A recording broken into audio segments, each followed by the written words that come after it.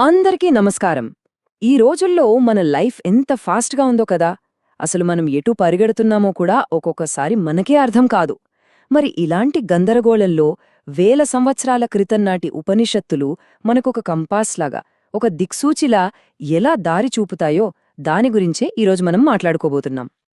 FOMO ఈ పదం వినని వాళ్ళుండరు కదా.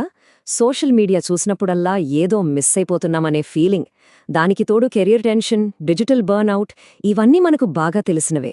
మనల్ని ప్రతి క్షణం తినేస్తున్నాయి. మరి అసలు సమస్య ఎక్కడుంది? ఉపనిషత్తులు ఏం చెప్తాయంటే, ఈ ప్రాబ్లమంతా బయట ఎక్కడో లేదు, మనలోనే ఉంది.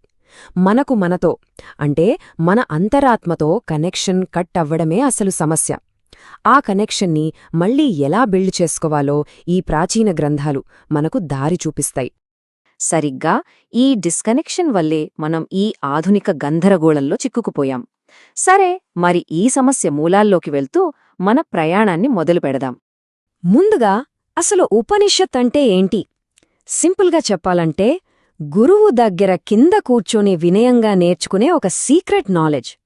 వీటిని జస్టు పాతకాలపు మంత్రాలనుకుంటే పొరపాటే. ఇవి మన లైఫ్లోని ప్రాబ్లమ్స్కి సొల్యూషన్స్ ఇచ్చే సైకాలజీ పాఠాలన్నమాట.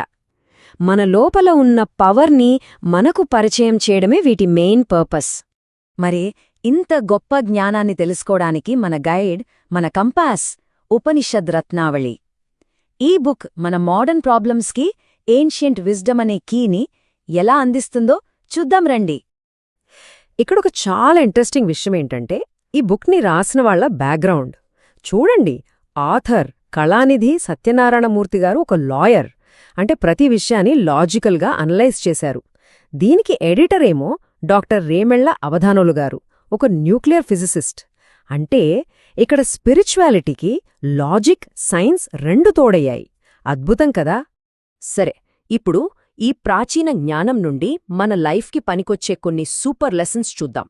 నమ్మండి, ఇవి మన ఆలోచించే విధానాన్నే మార్చేయగలవు. కఠోపనిషత్తు మన ముందు ఒక చాయిస్ పెడుతుంది. ఒకటి శ్రేయస్సు, రెండోది ప్రేయస్సు.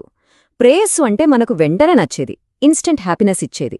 అదే శ్రేయస్సు అంటే లాంగ్ టర్మ్లో మనకు మంచి చేసేది. ఈ రోజుల్లో మనందరం ఇన్స్టెంట్ గ్రాటిఫికేషన్ వెనుక పడుతున్నాం కదా.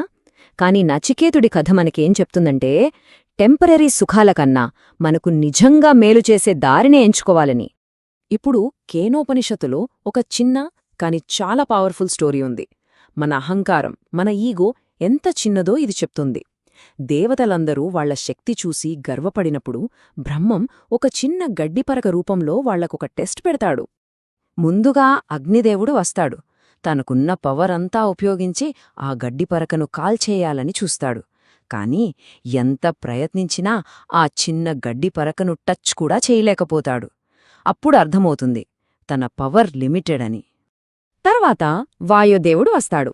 ఆయన కూడా దాన్ని కదిలించలేకపోతాడు. ఈ కథలో అసలు పాయింట్ ఏంటంటే, మన టాలెంట్, మన పవర్ ఇవన్నీ మనవి కాదు, మన ఈగోలుంచే వచ్చేవి కావు. వీటన్నిటి వెనుక ఒక పెద్ద యూనివర్సల్ ఎనర్జీ ఉంది. ఆ పరమాత్మే వీటన్నిటినీ నడిపిస్తున్నాడని తెలుసుకోవడమే అసలైన జ్ఞానం.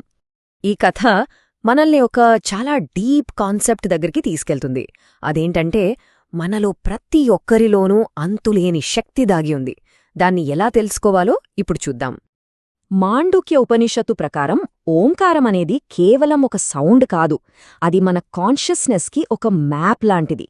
ఆ అనేది మనం మెలకువగా ఉన్న స్టేట్, ఊ అనేది మనం కలలు కనే డ్రీమ్ స్టేట్, మా అనేది గాఢ నిద్ర. ఇక ఈ మూడింటికి అతీతమైన ఒక నాలుగో స్టేట్ ఉంది, అదే తురియం. అదే మన నిజస్వరూపం, ప్యూర్ సైలెంట్ కాన్షియస్నెస్. ఇప్పుడు ఉపనిషత్తుల్లోకెల్లా అత్యంత శక్తివంతమైన మహావాక్యాల్లో ఒకదాని దగ్గరికి వచ్చాం.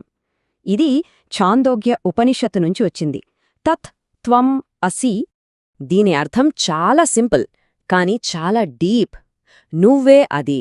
అంటే ఆ యూనివర్సల్ ఎనర్జీ, ఆ చైతన్యం, ఆ పరమాత్మ వేరే ఎక్కడో లేవు, అది నువ్వే, నీలోనే ఉంది. ఈ గొప్ప నిజాన్ని అర్థం చేసుకోవడానికి రెండు సింపుల్ ఎగ్జాంపుల్స్ ఉన్నాయి. ఒకటి, నీళ్లల్లో ఉప్పు కలిపితే మనకి కనిపించదు కదా, కాని ప్రతి చుక్కలోనూ ఉప్పుంటుంది. అలాగే రెండోది, ఒక చిన్న మర్రి విత్తనంలో ఒక పెద్ద మహావృక్షమే దాగి ఉంటుంది. అచ్చం అలాగే మనలో కూడా అనంతమైన శక్తి దాగి ఉంది. ఓకే, ఇంత గొప్ప జ్ఞానం తెలుసుకున్నాం, బాగుంది. మరి దీన్ని మన డైలీ లైఫ్లో ఎలా అప్లై చేయాలి? దానికి కూడా ఉపనిషత్తులు ఒక క్లియర్ పాత్ చూపిస్తున్నాయి. తైతిరీయ ఉపనిషత్తు మనకు కొన్ని ప్రాక్టికల్ లైఫ్ రూల్స్ ఇస్తుంది. సత్యం వద, ధర్మం చర అంటే ఎప్పుడు నిజమే మాట్లాడాలి, ధర్మాన్ని పాటించాలి. మాతృదేవోభవ, పితృదేవోభవ తల్లిదండ్రులను దైవంగా చూడాలి. దేన్నైనా త్యాగబుద్ధితో అనుభవించాలి, సెల్ఫిష్గా కాదు. మనం ఎంత పెద్ద స్థాయికి వెళ్ళినా మన మూలాలని, మన రూట్స్ని మర్చిపోకూడదు. ఇవే ఒక మంచి మనిషికి, ఒక స్ట్రాంగ్ సొసైటీకి ఫౌండేషన్. ఫైనల్గా ఉపనిషత్తులు మనకు ఇచ్చే మెసేజ్ ఒక్కటే: high thinking and simple living. ఉన్నతంగా ఆలోచించడం, సింపుల్గా జీవించడం. మనం ఎంత నేర్చుకున్నా వివేకం లేకపోతే వేస్ట్. అదే మనల్ని, మన సమాజాన్ని కాపాడుతుంది. చివరగా ఒక్క ప్రశ్న: ఒక చిన్న మర్రి విత్తనంలోనే ఒక మహావృక్షం దాగి ఉన్నప్పుడు మరి మనలో ఎంత అనంతమైన శక్తి దాగి ఉందో ఎప్పుడైనా ఆలోచించారా? ఒక్కసారి ఆలోచించండి. మరో అద్భుతమైన విశ్లేషణతో మళ్ళీ కలుద్దాం. నమస్కారం.